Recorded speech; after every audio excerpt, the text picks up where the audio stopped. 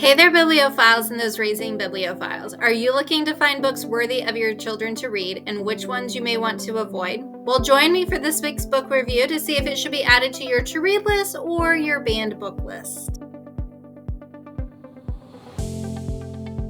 Today's book review is Lifeboat 5 by Susan Hood. And Lifeboat 5 is another novel written in verse. So if you have been following last week, I did one in verse. This is another one told in verse. And it is the second book on the similar sinking of the SS City of Benares in September 1940 by a German torpedo. Now, Lifeboat 12 is also by Susan Hood. So if that sounded very familiar, you can also see from the title picture, like, and when I came across the book, I was like, I think I've already read this.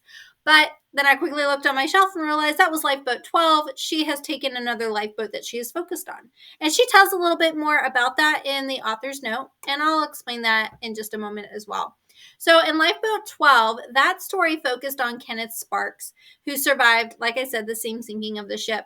In this particular one, she is following two girls, Bess and Beth, and they have this strong friendship that helps them to survive.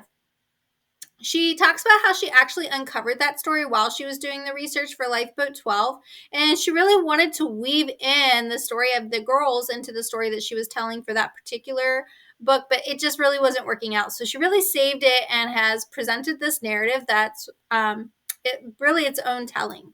So Bess, along with her brother Lewis and her friend Beth, are 3 of the 90 children that have been evacuated from England to be relocated in Canada during World War II and the Blitz that England was suffering at the hand of the Germans.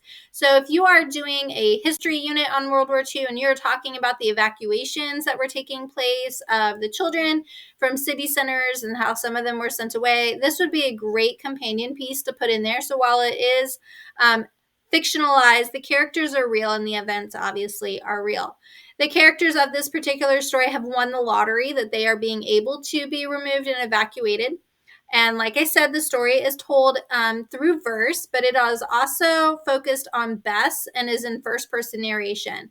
Lewis does appear. There are some chapters, sections that have him kind of listed as narration, but that is a third-person narration, and so it's really just giving his perspective. And then there's also the narration of the sea. So one of the unique things that Susan Hood did in this particular book is we have the sea is personified.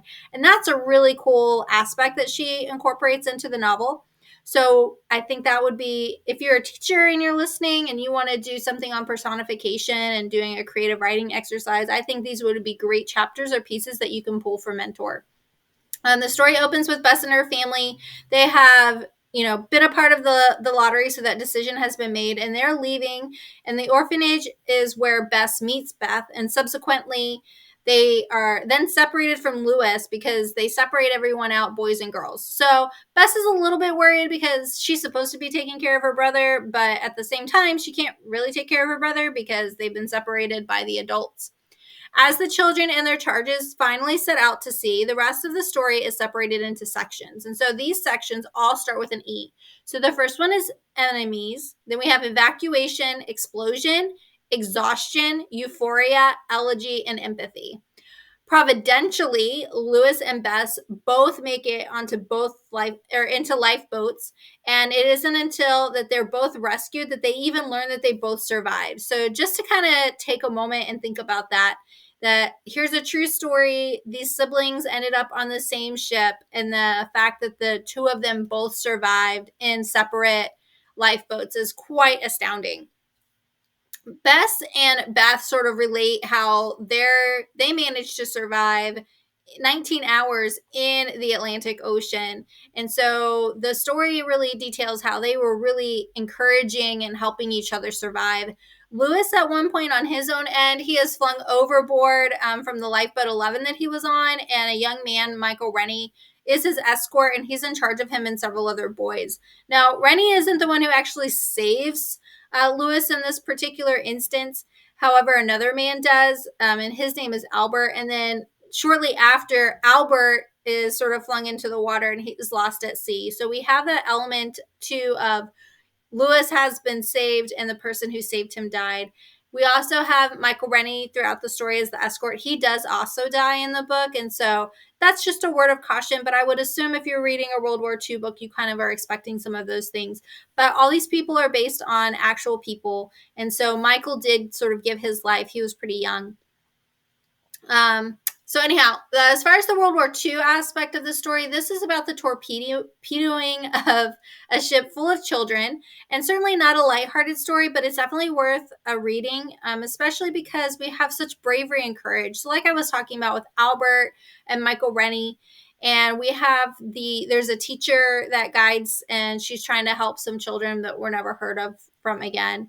The families should certainly consider your age of your child before you introduce these stories, but that would be anything war related to see if they're really, something you want to put in there. I do, in my written review, list some quotes that might be worth looking at. There is a reference of, wanting to die, but then not being able to die. But given the horrific nature of everything they're going through, you can kind of see where that's coming from. Then on pages 77 to 79, there is this beautiful poem incorporated into the story, and it's titled Hands on Deck. And I am so excited about this because I want to pull this and share it with my own children. But as a teacher, I want to also kind of use that as a mentor piece in my classroom. And I absolutely love that she goes through, there's different types of hands on the boat. So she talks about sailors' hands, children's hands, escorts' hands, reverend's hands, caring, daring, and sharing hands. And it's just a beautiful poem that she's woven into the story. And like I said, would make a great mentor piece to use with your children, or a model piece for children to build something of their own off of. I just absolutely love that. Again, we have Michael Rennie. He's taking care of the children. He is 23 years old when he dies, and he dies like in the lifeboat with the children that he's been trying to protect and to save. There are earlier mentions about the girls kind of having crushes on Michael, but you take that for what it's worth. I can't imagine that would sort of be a no-go for some people, but just letting you know in case that is. Again, go and look at the review if you have some questions about some other things. The only objectionable maybe word that appears in this book is piss. Bess